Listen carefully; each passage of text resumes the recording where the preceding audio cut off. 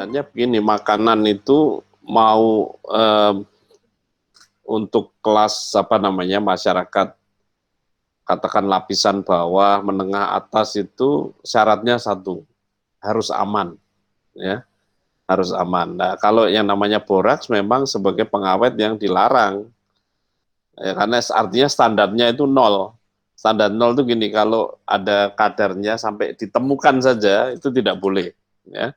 Jadi kadar maksimalnya nol, maka hal-hal seperti itu yang memang terus ditertibkan oleh otoritas, mestinya loh, otoritas namanya otoritas keamanan pangan atau otoritas pengawasan pangan, ya.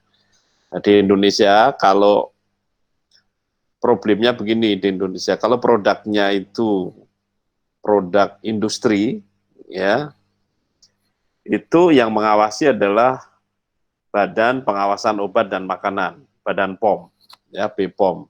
Caranya mudah, kalau Anda ingin mengetahui produk yang sudah didaftarkan di BPOM, registrasi, di dalam kemasannya itu ada tulisannya MD atau ML. MD itu makanan dalam negeri, ML makanan luar negeri. Nah, problemnya itu untuk produk-produk yang dibuat oleh usaha kecil dan mikro.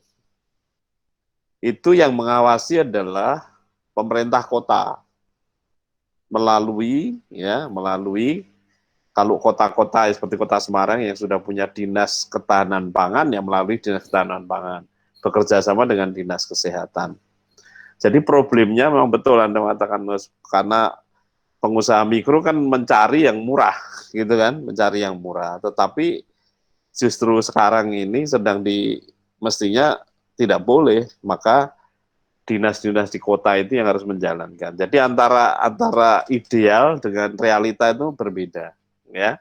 Contoh misalnya Anda lihat pasar Tiban, tahu ya, kalau pagi-pagi itu ada pasar Tiban, itu kan sayur ditaruh di jalan aspal gitu. Itu nggak boleh. Tapi karena penanggung jawabnya bukan Badan POM, ya, tahu ya Badan POM, itu yang industri, yang bertanggung jawab adalah dinas di level kota.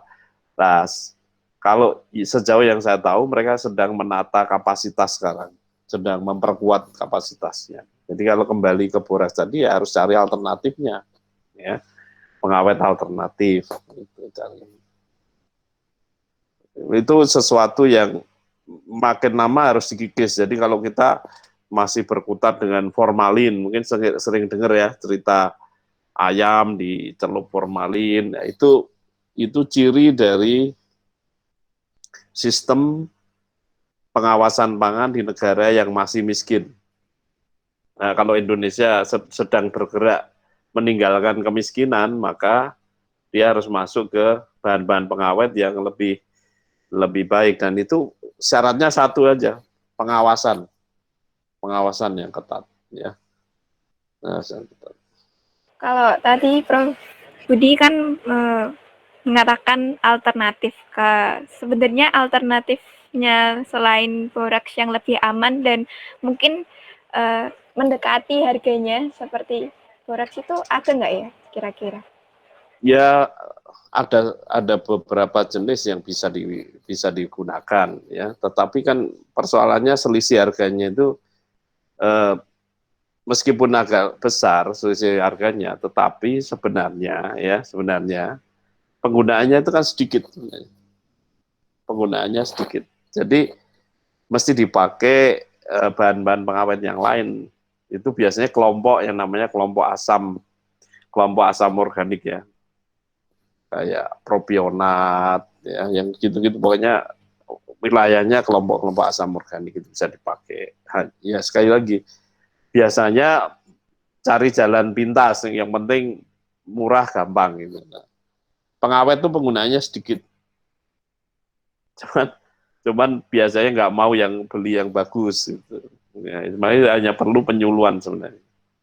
Dan ke depan sudah nggak bisa, begitu lagi sudah nggak bisa, karena makanan-makanan yang industri kecil pun sekarang sudah mulai diregistrasi. Ya. Itu berita baik atau berita buruk, ya? Bagi saya berita baik, ya. Berita baik.